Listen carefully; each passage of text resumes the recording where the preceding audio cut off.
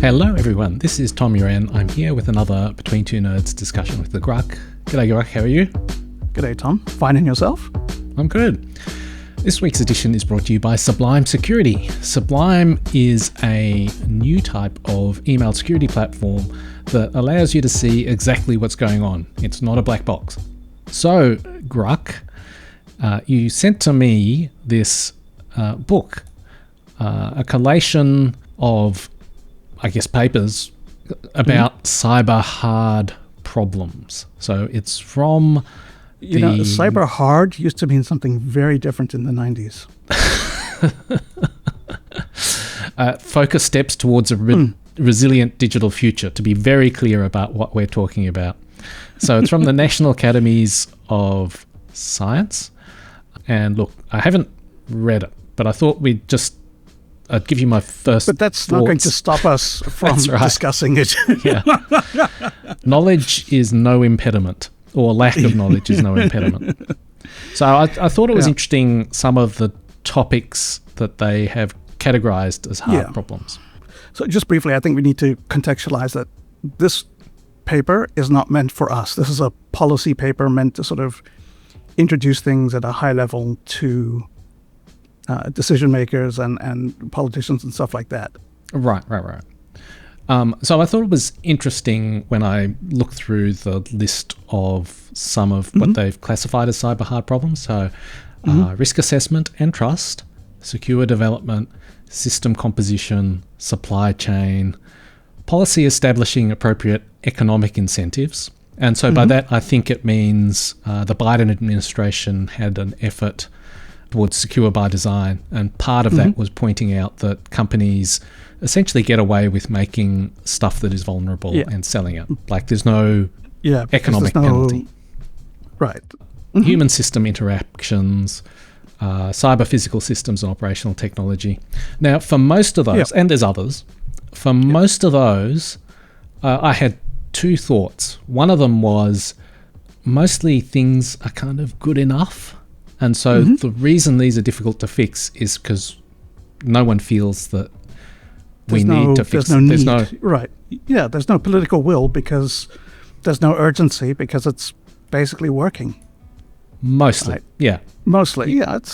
So when we were sort of discussing this back and forth, I was like, my personal life is not beset with cybersecurity disasters, never ending week after week. Now, my professional life is. I write about them all the time. But fortunately. That's right. Touch wood. That I think reflects the underlying dynamic. Things are both totally fine and also all screwed up at the same time. I think for the average person, cyber is just not a problem that they need to worry about.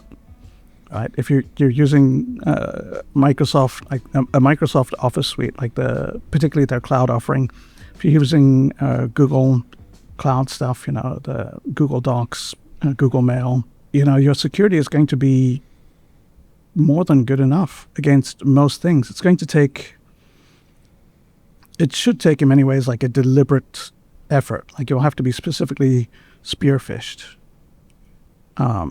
by someone who is, deliberately targeting some system for it to happen. So now's the point where I put on my pushback hat.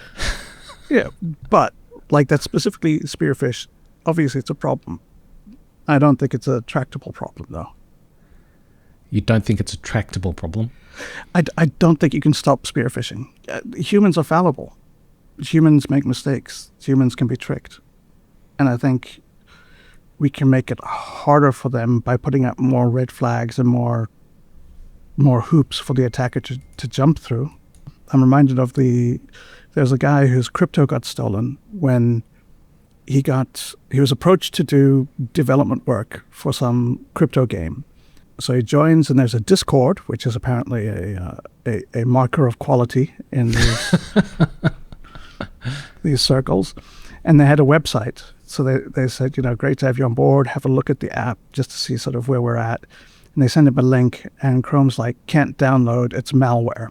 So he writes back, he's like, hey, for some reason it's accidentally flagged as malware. And the guy goes, okay, well, yeah, I don't know why that's happening. Give us a day and I'll get that fixed. So the next day they sent him a different link. Same thing happens. And he goes, you know what? Chrome is getting in the way of me getting this job. So he disables checking for malware, forces the thing to download. He has to like unzip it with a password. And then he has to run it. And then when it's running, he suddenly goes, there's no game coming up. This is a bit suspicious. At which point he sees that, all of his accounts are being drained immediately. And so he goes out to warn people against this clever trick, which requires you to disable your security protections and deliberately run something from someone you don't know. Now, to be fair, okay, maybe that shouldn't be possible, but... Right. Now, now I'm putting on my pushback hat, like I said. Okay. And there's also things like commodity malware or, I guess, commodity attacks or which do affect a large number of people, right? So it doesn't seem quite right to say everything is fine. It still also feels like there's a land of opportunity for criminals out there. Mm-hmm. So I've got this sort of cognitive dissonance going on in my head that most of the time, like from a societal point of view, everything is fine. Mm-hmm. It's not like here you hardly ever see the cybersecurity minister on TV, like maybe 2 or 3 times over the last 2 or 3 years. Yet at the same time, we do have a cybersecurity minister. You wouldn't have one if it was fine. Right, exactly.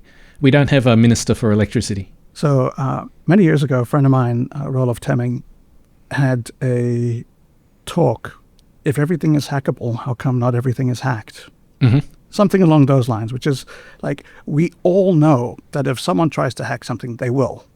Like, it might not be this person specifically, but there's a way to hack things. If someone applies himself, it's going to get hacked. So how come that doesn't happen to everything? How come most of the time nothing is being hacked? Like, all of these websites exist that are complete garbage, but they're not all defaced all the time. And he was getting at some other point, which I completely forget. But to me, I think it speaks to the fact that, like, if you're looking at people who are motivated to do hacking, you have hacktivists who, based on the literature, are motivated by things that they are against. So, they're a little bit opportunistic. Mm-hmm. Then you have ransomware, who are motivated by money. And unless you sort of represent a source of money that they can exploit, they're not going to be interested. You have Lazarus, who are motivated by crypto. So they're going after that. Like, what else? Like, states are motivated by state things, but they're not malicious in the same way. I guess that's what I'm getting at. Like, it tends to be just espionage. Right. They're like not malicious for the sake of malicious. They're right. malicious for state interests. Right. So they're malicious within a broader geopolitical context, which is way beyond the scope of cyber. Right. Like, if you're in a war against Russia, the problem is not that you don't have multi-factor authentication. It's not the failed rollout of SSL or something. It's a much deeper issue. But yeah, I think it speaks to the fact that, like, things are just mostly okay. Like, even so it feels like they're mostly okay in the sense that they're not bad enough to generate political will, right? So they're hard problems because they're not bad enough. It's maybe that's the way to think about it. It's not that things are fine. It's just that they're not too bad. Yeah, I think that's the point. I think if you look at all of the issues that they're sort of bringing up, pretty much all of them boil down to things could be better if there was the political will to address this issue. Yeah. That's the ones I've mentioned. They mention other things where I think the dynamic's a bit different. Right. But I mean, I think for the majority of all of the stuff that they list, it's political will. There's very few things that they come out with and say, this is a purely technical problem that needs to be addressed by, some smart people, and it will be fixed. Yeah. So one of them is supply chain. And if we were all willing to pay a whole heap more money for highly assured supply chains, we could have that. Right. But we just don't want to pay that much more extra money because it would be... People don't want a $20,000 iPhone. Well, I think it would also be worth more than it's worth to the average person. Yeah. Is, I think, what makes it hard. So I think there's some, like, departments of defense and stuff like that who do pay extra or over the odds for things that are notionally more secure. But it's probably they're not paying 10 times as much, so they're getting stuff that is a bit more secure. Right. It'll be made in India instead of China or something like that. But I think that some of these are just intractable problems. Like, you've got a human involved and humans are fallible. So there's always going to be the problem of the human being tricked into doing something or convinced it's in their best interest to do something or whatever. For example, the recent Coinbase hack, where it turns out that people getting paid $70 a month are willing to take money to compromise the company that they work for. What a shocker. I mean, who would have ever thought? Yep. That's just a human problem. You can't fix people. That's how we are. Some of the problems come down to just all of the advantages that hackers have, which is that they're operating under a sort of a different set of win conditions and with better incentives for success. Okay, so like hackers have all these advantages, which go from the planning, preparation through to the execution phase, right? So the planning phase, it's simplicity. They're just trying to break in and gain access to something. And it's composed of things that they know how to do.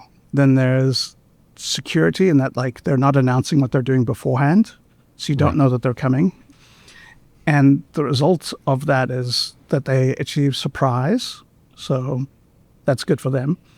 Then they operate with speed because they know what they're doing. And then they operate with purpose because they have a goal and an objective in mind. So all of these things are the reason that special operations can succeed against much larger forces. So the same reason that the Navy SEALs can beat a company of conscripted 18-year-olds at 4 o'clock in the morning who've had 2 hours of sleep, like all of the things that lead to success there are also playing in the favor of hackers. Like they have structural elements that work for their favor. And I don't think you can fix that because that's just... Right. Yeah, I think I've described that slightly differently in the when you're hacking, that's your number one priority and you're focused on that. Whereas when like an organization, its number one priority is never just to defend the organization. It's got some other purpose. I mean, if it was, they'd just unplug and turn everything off and then cease to exist. And then, you're unhackable, but you also achieve nothing. I think that's maybe a different way of saying this similar thing or a complementary thing. I think it arrives at the exact same conclusion. In that sense, what we're talking about are not hard problems, but they're in fact intractable problems because like we've reached an equilibrium, I guess, where we're devoting a certain amount of effort to managing them rather than the amount of effort that would be required to eliminate them or drastically reduce them, I guess. Yeah. So I think we're sort of at this 80-20 point, right? We put in the 20% of effort that gets us the 80% of the results. Right. And that's basically good enough, right? Like for most people, you don't need to do that extra 20% to close the gap because the amount of effort involved is exponentially more complicated. You don't need to do the extra 80% work to close the last 20%. Right. Now, I guess thinking back to the Secure by Design, I always thought of that as a 10 or 15 year project where it was kind of incrementally changing standards over time.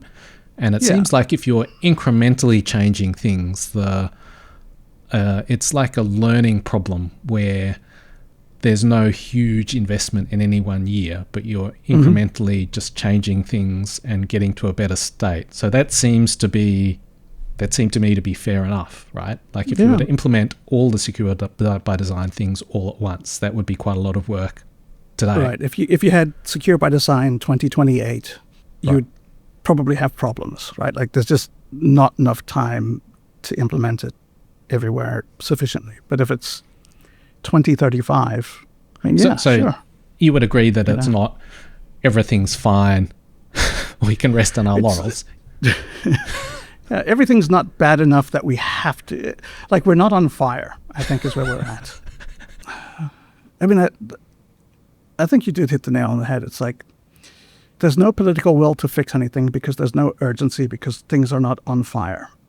If things were on fire, then there'd be the political will and there'd be rapid improvements because there would have to be. But we're not there. We're beyond that. I know there will be pushback from people who say, like, it's that Brian Snow quote of, your security exists not because of the skill of your defenders, but because of the forbearance of your adversaries. Like they've decided not to trash everything. That's why it's not trashed. And yeah, that's true. But I mean, they've also decided not to trash everything because geopolitically that's not worth it for them. I can think of two examples where there have been times where the same company, Microsoft, has decided to prioritize security very highly. So the first one, I think it was 2002? 2000, yeah. And that was Code Red and the Microsoft had a whole series of security incidents, and Bill Gates at the time said that this is an existential threat, and if we don't get it right. And the second time was just last year, after they had a whole series of security incidents, and Satya Nadella said, if we don't get security right, this is a big problem. So there have been times where, at least within a very significant player in the ecosystem, has said this is priority number one. So we do seem to have these inflection points every now and then within the whole industry, but it's never reached. It takes 20 years for security to peak and trough, I think. Yeah. Right? So it sort of looking back, it seems like, you have 10 good years where security kind of seeps into the whole culture. And then with changes of personnel, you reach a point where... And then 10 years of sort of gradual decline. Yeah, well, you reach a point of success where you think, it's clearly no longer a problem because we're doing things fine. Which, and then in the context of the day seems fair enough. But we've never had that kind of whole of industry reckoning at the same time. Like, it's been Microsoft that's done. It's because most people are better than Microsoft. Yeah, well, I guess... Microsoft will always say, it's because we're the biggest, so we're the largest target. And it's like, yeah, but, that said, they just literally didn't care about security, and they've now inherited a huge amount of legacy issues. And so they're rolling out things which they're super proud of right now, but are considered like bare minimum security requirements from 30 years ago. Right. I was wondering if some of it is that there's a concentrated point of political focus. So I guess thinking back to two of the Cyber Safety Review Board reports, the first one was on Log4j, and basically my sort of very high-level summary of the report was that security in open source is not very good. We need to do better. But there's nowhere to focus that recommendation. There's no CEO of open source who's going to write a memo saying this is an existential threat. Open source has to get better. Yep, and we're making it part of your performance plan, and we're dedicating more money to it. Whereas one of the reports was Microsoft, your security sucks. And in that case, there is a central point of focus. Right. That said, I think that open source has got maybe it's a faster feedback loop.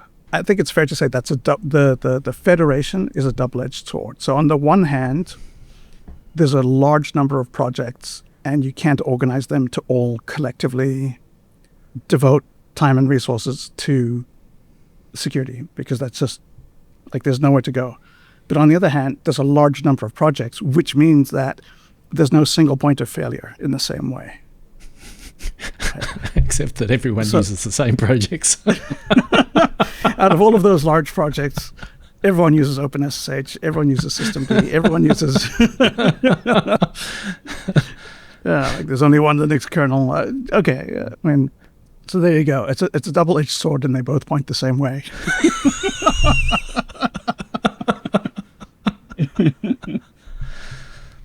So do you think that this is a contrarian point of view, that everything is kind of maybe not fine, but maybe not totally broken? Like it feels like it is, but I'm not sure.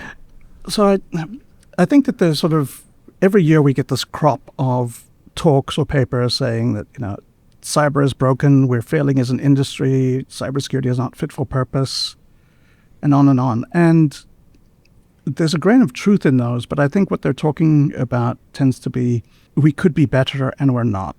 I mean, there's a tremendous dynamic for everyone in the industry to portray it as bad and getting worse. Yeah. Because that's how you make sales. If you said everything's fine and it's just getting better. So, Yeah, we're not salesmen, so we can say everything, maybe it's not fine, but it's not totally broken. You don't need to spend more stuff. Maybe you do. I don't know. Yeah. Apparently we're not apparently we're not policymakers or decision makers either. Yeah, look. So I think that there is this deep consensus in a lot of places that the cybersecurity field is broken and we're not doing a good job. And I don't think that that's accurate. I think we're doing a good enough job. Like, there's a lot of room for improvement, but I'm not sure that I don't think the juice is worth the squeeze in most cases. Like, the amount of improvement versus the amount of investment is just, it's not going to be worth it. Right. I guess it's tremendously differently distributed. So at least a while ago in Australia, the big banks were quite secure. And then apparently people would describe it to me as that you'd have the big banks and then the rest of the economy in terms of security, and because they had financial incentives. Exactly. And also, if they get hacked, that's an existential threat, not just to them, but it could be to the state. Like if enough things go wrong with the financial system inside of a state, that could be a serious problem. So there's regulatory incentives to make sure that happens as well, right? If it wasn't happening, there would be a regulatory reason to make it happen. Yeah. But that's not true for the majority, like a design shop or a sticker manufacturer or stuff, Yeah, so one example of that where even a big company is not necessarily incentivized to have top-notch security. A big Australian mining company, I can't remember which one, but back in the day it would sell iron ore to China, and it would have once a year trade negotiations. And the story is that the Chinese hackers stole that mining company's negotiating position. So they knew the absolute bottom dollar that was acceptable. Right. And in that year, that mining company still made a ton of money. But the story is that they lost billions in extra money. But the reporting was that the executives were like, well, we don't care because we still made a ton of money. And so it was like the marginal loss was huge, but the overall profit was still huge. Well, okay, but I would then argue that hypothetically they missed out on $1 billion. I think that's still a huge loss. Yeah. Well, I was going to say, like, would it take $1 billion in cybersecurity investment to keep the Chinese out? And I don't think so. I think it would take less than that. No. I think it was more a dynamic of why they didn't spend more beforehand. Right. Like that industry changed, and so now it's all sold on the spot market. So there is no It's a proper market rather than a negotiation. So it was fixed at a level other than cybersecurity. Right. There's no value now in stealing trade secrets like that because it doesn't benefit. You can't make or save billions of dollars by doing it. Yeah. Yeah. So they still don't have to invest in cybersecurity.